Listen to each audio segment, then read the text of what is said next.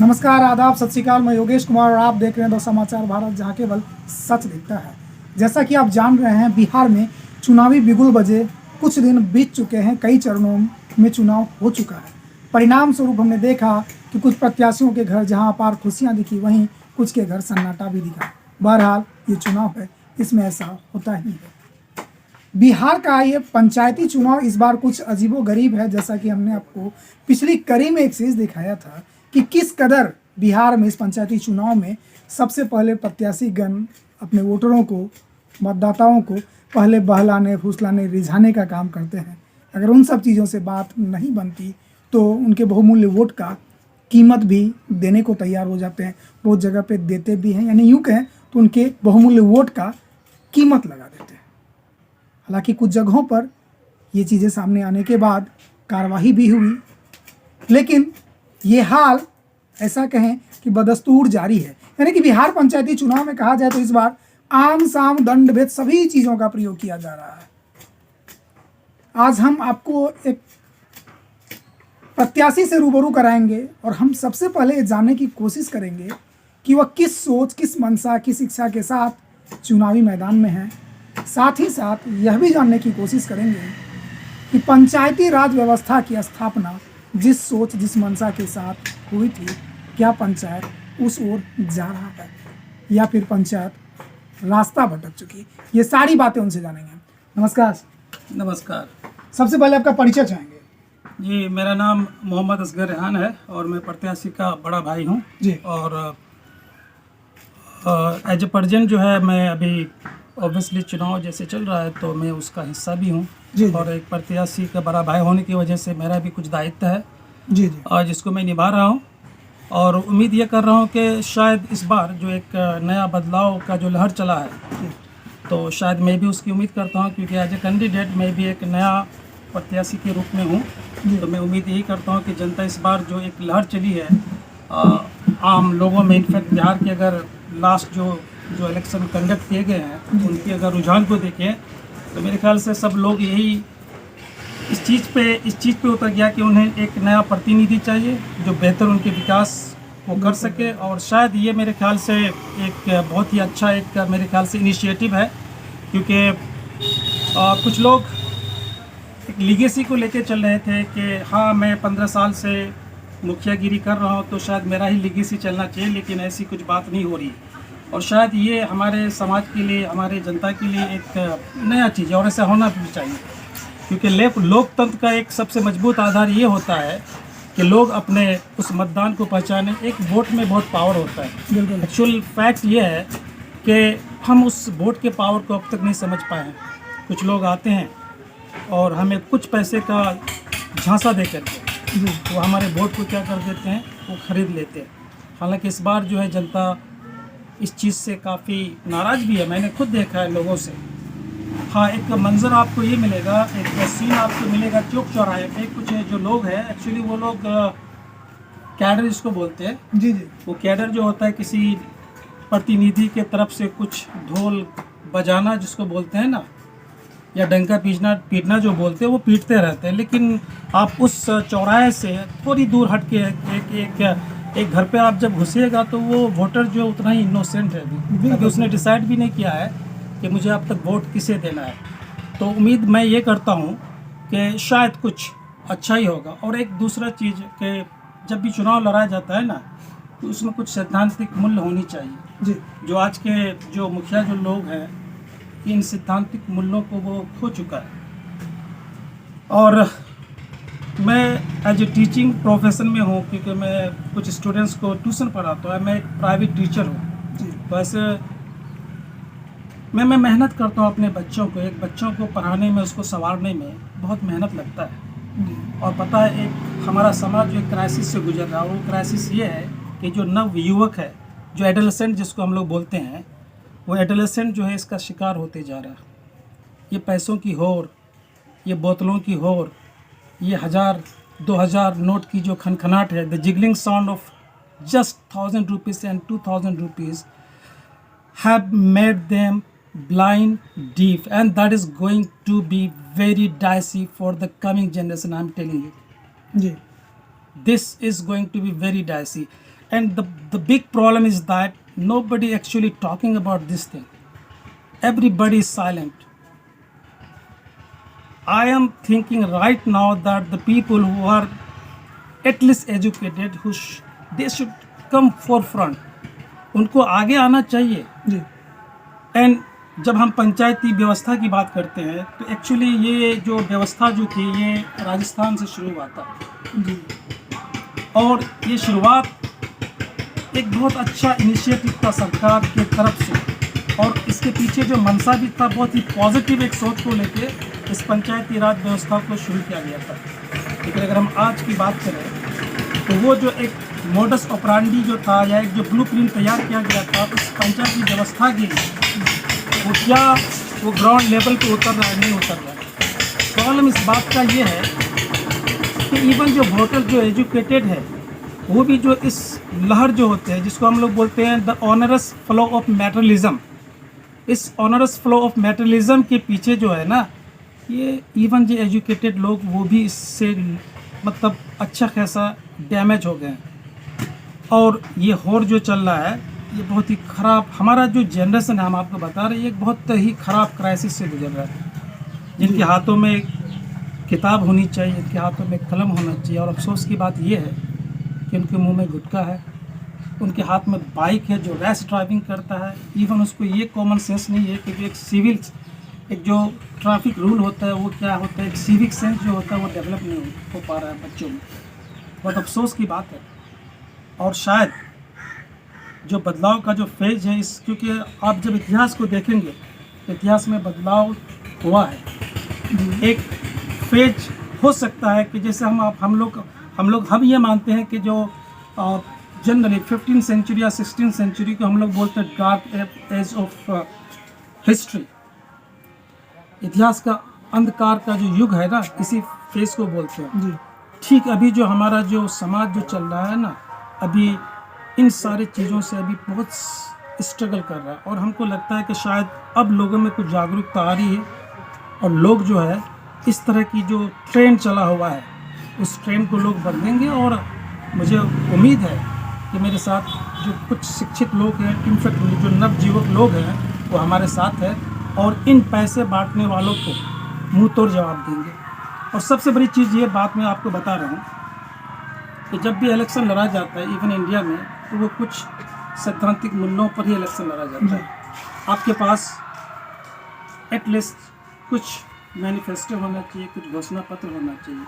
और सबसे अफसोस की बात यह है कि वोटर भी आज अगर देखेंगे तो इनोसेंट भी है और थोड़ा सा इग्नोरेंट भी है। इनोसेंट इसलिए भी है क्योंकि वो सीमित जगह से है तो शायद उनके सोच या विचार उतने डेवलप नहीं है, और इग्नोरेंट इसलिए भी हम बोलेंगे कि शायद उनको मौका नहीं मिला। और सबसे बड़ी चीज़ की बात यह है कि वो चाह रहा है कि वो अपने एक प्रतिनिधि को चुने जो उनके साथ खड़ा हो सके। एक्चुअली पंचायत राज व्यवस्था की जब हम बात कर रहे थे तो बात ये होती है कि हम ऐसे व्यवस्था को लागू करें जिसमें समाज का भला हो सके जी लेकिन ऐसा कुछ हो नहीं पा रहा क्योंकि कोई भी वर्क जो होता है ग्राउंड लेवल पे हो नहीं पा रहा। दूसरी चीज़ कि मुझे पूरी तरह से विश्वास है कि किसी काम को करने के लिए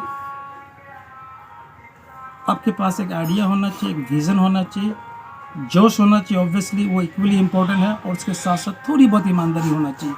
हम पूरी ईमानदारी की बात नहीं कर पा रहे क्योंकि आज गांधी जी के सत्य और अहिंसा के रास्ते पे चलने वाला शायद इक्का दुक्का होगा, क्योंकि हम आपको पूरी तरह से बता रहे हैं कि हमारा समाज पूरी तरह से मटेरियलिस्टिक हो चुका है। तो ऐसे में फिर भी हमारा मनसा ये होना चाहिए कि जो सरकार के पास से किसी पंचायत के लिए जो कुछ फंड आता है तो वो सुचारू रूप से लागू हो, आम पब्लिक तक वो फंड जाए। हाँ, एक सच्चाई ये भी है जब आपके पास रिसोर्स कम हो और लेने वाले ज़्यादा हो तो आप सभी को इसका जो डिस्ट्रीब्यूशन होता है ये इक्वल डिस्ट्रीब्यूशन नहीं हो सकता। ठीक है, पंचायती राज में जो फंड वो एक्चुअली दिया जाता है किसी पंचायत को तो डिमांड ज़्यादा सप्लाई कम, ऐसे में आप सबको खुश नहीं कर सकते। लेकिन हम लोगों की मंशा ये रहेगी जो इसके हकदार हैं, जो नीडी पीपल है उसे मिले। और मैं इस बात पे भी बिलीव करता हूँ कि नेतागिरी करने के लिए you don't need to wear a khadi kurta और pyjama and you put angocha, you do not need that one to work. You just need an honest policy that can feasibly work. जो आसानी साथ वो काम कर सके. I just tell you, I'm just giving you one example, a very simple one example. The government of Kejriwal. Take a small look, the cabinet. Kejriwal himself was not, he did not belong to any political party. He was not having any political affiliation. और उसके साथ उनके cabinet में जो काम करने वाले लोग हैं वो भी किसी पॉलिटिकल पार्टी से बिलोंग नहीं करता था. सीधा रिजल्ट, आप रिजल्ट देखिए. इस 5 साल में केजरीवाल ने दिल्ली का नक्शा बदल दिया. 200 यूनिट बिजली फ्री. दैट मीन्स ये काफ़ी है आपके रेफ्रिजरेटर से लेके, बल्ब से लेके, पंखा से लेके, यहाँ तक के मोटर तक चलाने के लिए. हाँ, आप अगर एसी का इस्तेमाल करते हैं जी, तो हो सकता है कि वो 200 यूनिट बिजली से एक्सीड करेगा. तो उसका इस्तेमाल तो कैपेबल करते हैं. अगर आप उसके लिए कैपेबल हैं जी, तो आपको देनी भी चाहिए. दूसरा चीज़, पानी फ्री है. वीमेंस के लिए आप देखेंगे कि बस में और मेट्रोज में फ्री है, मतलब नो फेयर. जी, इसके बावजूद भी आप देखेंगे कि दिल्ली सरकार एक आदर्श सरकार के रूप में पूरे दुनिया में उभर करके आई है. और ताज्जुब की बात यह है कि वो आज भी फ़ायदे में चल रहा है. देयर इज समथिंग, कुछ तो बात है उनमें. कुछ लोगों का ये होता है कि ये लोग तो एक नया चेहरा है, तो क्या ये लोग पंचायत के काम को बहुत सुचारू रूप से चला पाएगा?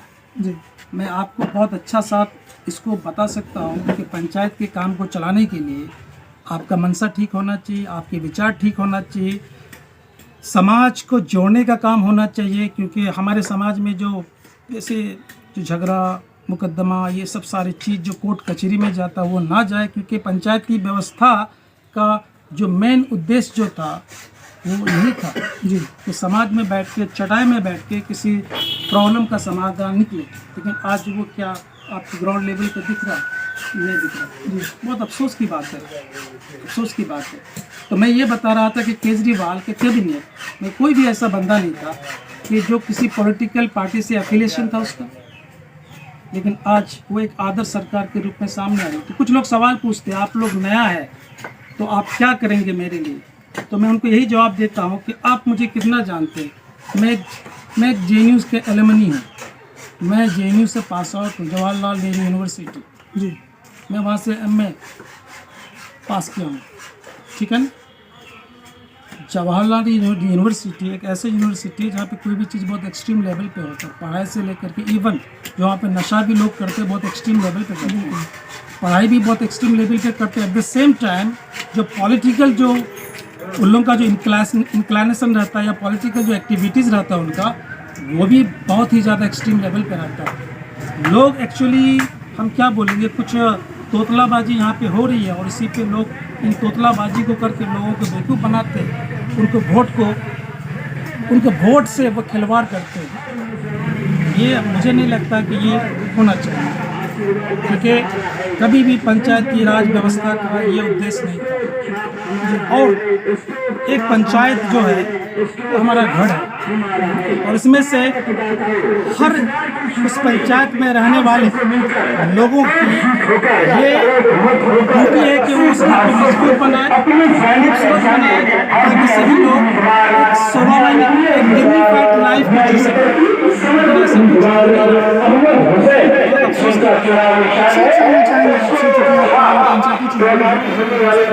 एक हिस्सा बनने के लिए आप सामने आए. इस व्यवस्था में क्या अब तक आपने जो आकलन किया है अपने कुछ कमी लगी है? कमी तो इतनी है कि एक कमी नहीं है जिसको मैं आपको क्रोनोलॉजिकली आपको मैं समझाऊँ. बहुत सारी कमी जैसे कि कोई भी प्रतिनिधि जब किसी पंचायत का वो प्रतिनिधि करता है, उसका एक डेमोग्राफिक जो उसका एक एनालिसिस होना चाहिए, बहुत अच्छा होना चाहिए.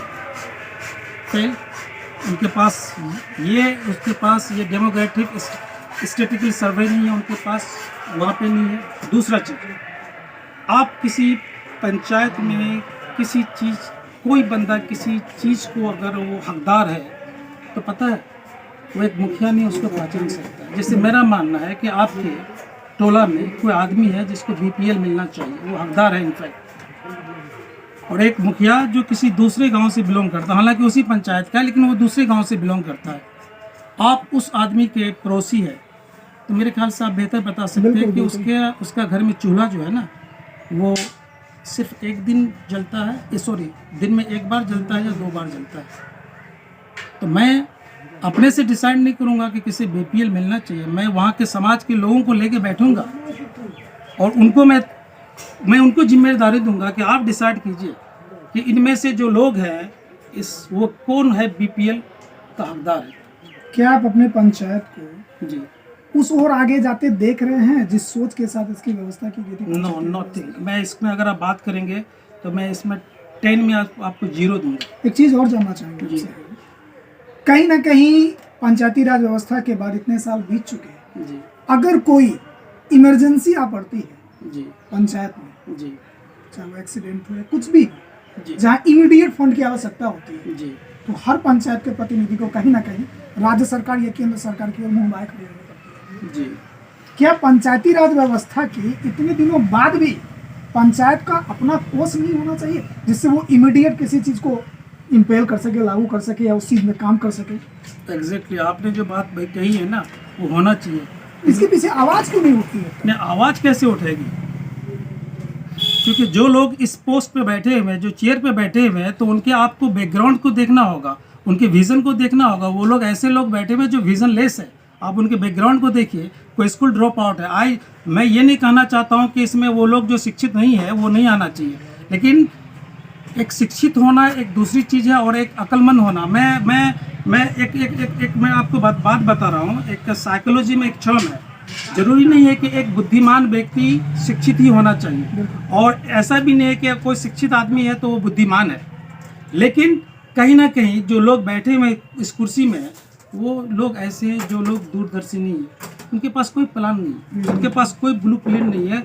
मैंने उनके मॉडस ऑपरेंडी को, उनके काम करने के तरीके को देखा, वो एकदम पैथेटिक है। मतलब क्या बताएंगे आप एक किसी पंचायत का प्रतिनिधि एक चेयर पे बैठे हैं, तो आपको बैठ कर के प्लान होना चाहिए। आपको बैठ कर के हर साल नए तरीके से, हर साल मैं हमेशा इस बात पे बहुत ज़्यादा फोकस करता हूँ कि मैं खुद 3 महीना में अपना अप्राइजल करता हूँ, मूल्यांकन करता हूँ कि मैं इन 3 महीनों में मेरे व्यक्तित्व में क्या सुधार आया। कोई आदमी मुझसे तो रूठा नहीं है जिससे हो सकता है कि अनजाने में मुझसे कोई गलती हो गई। यहाँ पे 3 महीना की बात करें, 1 साल की बात करें, 5 साल में मुखिया अपने कामों का मूल्यांकन खुद नहीं करता है। वो बिल्कुल सबसे अफसोस की तो बात ये है। हमको तो लगता है कि हर पीरियड के लिए जो मुखिया कोई काम को करता है उसे खुद से पहले मूल्यांकन करना चाहिए, ये नहीं हो रहा है। बहुत ही क्या बताए, जो ट्रेंड जो चला हुआ है ना, ये घातक है। और सबसे बड़ा घातक ट्रेंड पता है क्या है? आप चले जाइए, लोग जो है रैलीज निकालते हैं 50-40 बाइक्स में, ठीक है ना, रोडिंग साउंड्स, उसके बाद अननेसेसरी आप देखेंगे हॉर्न बजाते हैं लोग, किसी गांव से निकलते हैं। पता है वो बच्चा, उस मासूम बच्चे पे क्या बीतता होगा जो अभी सिर्फ 8 या 9 साल है, वो फॉलो करेगा उसी ट्रेंड को। जी। हमारा जनरेशन जो है ना वो कगार की ओर जा रहा है, आपको विश्वास कर रहे हैं। जिस हाथ में कॉपी कलम होना चाहिए उसके मुंह में गुटखा है, जिसे स्कूल का रास्ता पकड़ना चाहिए वो किसी ऐसे आदमी के पीछे बैठा हुआ और रेस ड्राइविंग का हिस्सा बन चुका है कि पता नहीं कल वो रेस ड्राइविंग उसके लिए कितना खतरनाक हो सकता है। जनता आपको वोट क्यों दे? सिंपल है, मेरे पास प्लान है, मैं अपने काम को अंजाम दूंगा आपने तो और मेरे शेयर पास नहीं बहुत क्लियर कट आपने है। अपनी विजन नहीं बताई। मैं अपनी विजन बताऊँ कि सबसे पहले एक मुखिया प्रतिनिधि अगर किसी पंचायत का अगर वो होता है ना, सबसे पहले उसका एक ऑफिस होना चाहिए, एक लोकेशन जो एग्जैक्टली हो। नहीं, हम ये नहीं बोलते कि वो मिडिल ऑफ द पंचायत होना चाहिए, लेकिन एक ऐसे जगह पे होना चाहिए जहाँ पे हर वो आदमी उस जगह को एक्सेस कर सकता है, उसकी पहुँच वहाँ बहुत आसानी से हो। इसके लिए तो पंचायत भवन होते ही नहीं होता, नोबडी इज सिटिंग देयर। अभी मैं बता रहा हूँ अभी मैं एक बार कुछ पंचायती हो रहा था, I was the part of that panchayati, तो वहाँ पे उस वक्त 25 कुर्सियाँ थी। अभी आप जाएंगे तो 5 कुर्सी मिलेगी। लेकिन अब तो उसको और सुदृढ़ किया जा रहा है, आरटीपीएस वगैरह सब कुछ कहा जा रहा है कि लोगों को ब्लॉक जाने की जरूरत नहीं है, पंचायतों में ही उनका सारा काम होगा। आप चलिए मेरे साथ, हम आपको जीता जागता तस्वीर दिखाएंगे। मैं तो चाह रहा हूँ कि आप ऐसे ऐसे मुद्दे को उठाएं। आप चले जाए, आप पंचायत भवन में जाएं, आपको पता नहीं चलेगा कि कितना चेयर। आप अगर एग्जैक्टली 10 आदमी को बैठना होगा तो उसको प्रॉब्लम हो जाएगा कि चेयर कहाँ से लाएं। तो इन सब चीज़ों के जिम्मेदार कौन है? नहीं, सबसे पहले जिम्मेदार देखिए, जागरूक होना चाहिए लोगों को जी, क्योंकि पंचायती राज में कोई भी जो पब्लिक जो किसी प्रतिनिधि को चुनती है ना, तो ये इलेक्शन जो है और जो दूसरे बाकी इलेक्शन है थोड़ा सा डिफरेंट है। बिल्कुल। हम पंचायती राज में हम किसी आदमी का प्रतिनिधि करते हैं ना, तो हम भी उसी समाज का हिस्सा है। बिल्कुल। उस समाज के प्रति मेरा सूझबूझ बहुत पॉजिटिव होना चाहिए। ऐसा नहीं कि आपको एक चेयर मिल गया है तो आप उस चेयर का सम्मान नहीं करें। सबसे पहले जो चेयर आपको मिल रहा है ना, आप उसकी सम्मान कीजिए, बिल्कुल। उसकी गरिमा को समझिए। अगर एक पंचायत में कुछ गांव के लोगों ने आपको मिला के आप सब ने जिताया आपको, तो इट मीन्स कि आप पे वो बिलीव करता है, विश्वास करता है। आपको उसको बिट्रे करने की ज़रूरत नहीं है, लेकिन ऐसा नहीं हो रहा है। लोग बिट्रे कर रहे हैं, लोग फॉल्स फेक जो है कमिटमेंट देते हैं और कमिटमेंट देने के बाद फिर वो कैसे गायब हो जाता है पता नहीं। लेकिन वो भी मजबूर है, जो लोग हैं ना वो मजबूर है, क्योंकि जो आप देखेंगे जो वोटर्स हैं तो एटलीस्ट खास करके ये जो आपका जो रूरल एरिया है तो उसमें वोटर का आप अगर एजुकेशनल क्वालिफिकेशन देखेंगे, इवन लिटरेसी को देखेंगे तो बहुत ही नग्न है, जीरो के बराबर है जी। आई थिंक मोर देन 60% आपको मिलेगा जो इलिटरेट है। वो एक ऐसा वोटर है जो डिसाइड ही नहीं कर पा रहा। जैसे मैं आपको एग्जांपल बता रहा हूँ कि मैं अभी 15 दिन से मैं एक्टिव हुआ हूँ, जी। ठीक है ना, क्योंकि मैं प्राइवेट ट्यूशन पढ़ाता हूँ बच्चों को, तो मैं बहुत मेहनत करता हूँ, मुझे पता है कि मेहनत कैसे किया जाता है। लेकिन भाई का इलेक्शन था तो मैं सोचा कि चलो मैं आता हूँ और थोड़ा सा उनके लिए मदद करता हूँ। बड़ा ताजुब हुआ कि मैं 4 से 5 गांव घुमा, नोबडी आस्क्ड मी कि आपको मैं मुखिया चुनूंगा तो आखिर किस बात पे चुनूंगा। जी। कोई आदमी मुझसे ये सवाल नहीं पूछा। आपका विजन जानने की इच्छा नहीं? कोई भी बंदा मेरे विज़न को नहीं जानने की कोशिश की कि आखिर मैं आपको वोटर के तौर पे मैं आपको जो एक मुखिया के पद के लिए मैं चुन रहा हूँ, तो आपके पास कोई विज़न है, कोई प्लान है इस पंचायत के लिए जो मैं आपको 5 साल दूंगा, कोई इसलिए नहीं पूछा। पर अफसोस की बात है, ये है हमारा पंचायती। क्या चुनाव, पंचायती राज व्यवस्था का चुनाव जो है एक फॉर्मेलिटी बस रह गई है पब्लिक के लिए? नहीं, फॉर्मेलिटी तो नहीं है। इनफैक्ट देखिए, मैं आपको बता रहा हूँ ना कि हर वो दौर चला है जब किसी चीज़ में स्टेगनेंसी, रुकाव आ गया। बिल्कुल। हो सकता है कि थोड़ी देर के लिए ये स्टेगनेंसी आ गया है हमारे समाज में, लेकिन मुझे लगता है कि शायद ये जो 2023 का जो इलेक्शन है, ठीक है ना, ये मैं आपको बताऊँ एक ट्रेंड सेटर होगा, एक ट्रेंड सेटर ये इलेक्शन होने को जा रहा है आने वाले कमिंग जनरेशन के लिए, आने वाले कमिंग चुनाव के लिए। मैं आपको बता रहा हूँ क्योंकि नकार दिया है ना, 90% मुखिया जो पुराना हुआ करता था उसको नकार दिया। बिल्कुल। इसका मतलब ये नहीं है कि वो पुराने मुखिया पैसे खर्च नहीं किए, जरूर किए होंगे। तो आप बताएं, ट्रेंड सेटर तो बन रहा है ये चीज़ और 2021 का इलेक्शन। जी अगर हम पिछले 10 साल की बात करें, यानी कि 2011 से 21 के बीच, जी। तो 11 से 16 का जो सेशन था और 16 से 21 का जो सेशन था पंचायती राज व्यवस्था, इन दोनों सेशंस को आप डेवलपमेंट की नज़रिया से कौन से सेशन को बेहतर? वेल, मैं अगर अपने पंचायत की बात करूं बिल्कुल। तो इसमें तो मुझे लगता है कि बहुत अच्छा नहीं है। दोनों अगर आप दोनों का बेंच मार्किंग करेंगे ना, मैं बिलीव कीजिए, दोनों का अगर आप कंपैरिजन करेंगे ना, मुझे बहुत ज़्यादा डिफरेंस नजर नहीं आ रहा। हाँ, लेकिन एक सबसे ज़्यादा क्षति हुआ इस दोनों इलेक्शन का जो ट्रेंड चला है, जो यंग जनरेशन जो कहीं ना कहीं साइलेंट किसी मतलब अपने स्टडी रूम का तक सीमित था या किसी क्लास तक सीमित था या किसी स्कूल तक सीमित था, वो सारे लोग जो है अब वो इस तरह के गंदी इलेक्शन का जो नीति जो है उसका हिस्सा बन चुका है। तो बहुत अफसोस की बात है, ये एक बहुत बड़ा बदलाव है, इसको मानना होगा आपको। मतलब पहले नहीं थी, पहले ये चीज़ नहीं थी। पहले ये जो यंग जनरेशन जो था ना, इतना इन्वॉल्व नहीं था, लेकिन अभी इन्वॉल्व हो गया। जैसे मेरा एक मानना है, मैं कैडर नहीं बनाता हूँ क्योंकि मुझे कैडर पे बिलीव नहीं है। कैडर में बना के क्या करूँगा? जैसे मुझे वोट मांगना होगा ना, तो मैं डायरेक्टली उस वोटर के पास जाऊँगा जो मुझे भीख दे सकता है। ये कैडर मुझे भीख नहीं दे सकता, इसलिए मेरा कैंपेन हमेशा अलग होता है, डिफरेंट होता है। मैं उन दोनों मुखिया से कैसे डिफरेंट हूँ, तो I have to be different from there. मुझे तो किसी हद तक डिफरेंट होना चाहिए। तो मेरा एक ही तरीका है, जैसे मैंने अब तक कोई भी पैसा खर्च नहीं किया। हाँ, मैं कुछ लोगों के साथ घूमता हूँ, चाय पान जो होता है, या किसी के गाड़ी में पेट्रोल डलवाना है, बस। मैं एक पैसा 500 रुपया भी मैं बोलूँगा कि मैं दिया हूँ किसी के हाथ में। हाँ, मुझे एक पैरालाइटिकल, एक बेड रिडन आदमी मिला जो अपने बिस्तर पे पड़ा हुआ था, मैं उसको 500 रुपया नहीं दूँ, बल्कि मैं उसको 2000 रुपया दूँ। लेकिन मैं उसको 2000 रुपया देने के बाद मैं उससे ये नहीं बोला कि मुझे वोट दीजिएगा, ठीक है ना, मैंने ये नहीं बोला। तो ये जो ट्रेंड चला है अभी, पैसे का जो फ्लो है, ठीक है, ये बिलीव कीजिए, ये हमारे आने वाले जनरेशन को निगल जाएगा, आपको हम बता रहे हैं। और सबसे अफसोस की बात ये है कि कोई इसके बारे में नहीं सोच रहा है, पर अफसोस की बात, इवन जो शिक्षित लोग हैं वो जान रहा है कि ये गलत हो रहा है, लेकिन वो भी आगे आकर के इसको संभालने की कोशिश नहीं कर रहा। बहुत अफसोस की बात है। विकास का सही मायना क्या है आपके सोच के? विकास का सही मायना आप अगर बोले ना, तो विकास का सही मायना सिर्फ एक क्या बोल सकते हैं, एक भौतिक विकास सिर्फ नहीं होना चाहिए कि यहाँ पे रोड नहीं था तो रोड बन गया, और यहाँ पे पुल नहीं था तो पुल बन गया, वो भी हिस्सा है। विकास का भौतिक पैमाना आपके मानसिक परिवर्तन में भी होना चाहिए, बिल्कुल, आपके शिक्षा में भी होना चाहिए, आपके सोच और विचार में भी होना चाहिए। विकास हम उसको बोलेंगे, ओवरऑल विकास हमेशा सर्वांगीण होना चाहिए। सर्वांगीण होना चाहिए। हमारे यहाँ पे विकास, अगर कच्ची सड़क है वो पक्की बन गई, अच्छी बात है, लोगों को सुविधाएं होगी, लेकिन विकास का, क्योंकि एक व्यक्तित्व का अगर विकास होता है तो समाज का विकास होगा, और एक व्यक्तित्व का विकास हर हिसाब से, मतलब विकास का हर पर्सपेक्टिव को लेके हमको चलना होगा, और ये बहुत ज़रूरी है।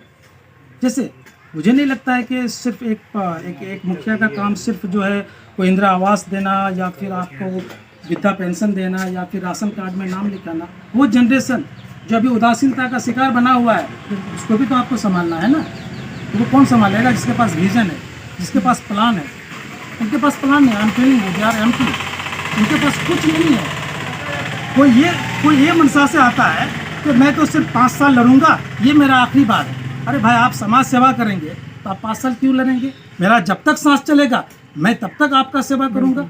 देखिए, इनके पीछे प्लान देखिए, ये तो मेरा आखिरी बार है और इसके बाद मैं इलेक्शन नहीं लड़ूंगा। इनके पास कोई प्लान नहीं है, कोई प्लान नहीं है। सिर्फ ऐसे ही ये लोग अपने दुकानदारी को चलाता है। बहुत अफसोस की बात है। बहुत बहुत धन्यवाद हमसे बात करने के लिए। Thank you. अभी आप सुन रहे थे एक युवा है, उनकी सोच, रेहान सर बोल सकते हैं आप। अच्छी तरह से आपने सुना, बहुत अच्छी सोच रखते हैं। बहरहाल इनकी बातों में और धरातली हकीकत में कुछ अंतर है, या चीज़ें वैसी ही हैं जैसा हमने इनसे सुना। ये सारी चीज़ें हम आपको दिखाएंगे ग्राउंड रिपोर्ट में। बने रहिए आप समाचार भारत के साथ।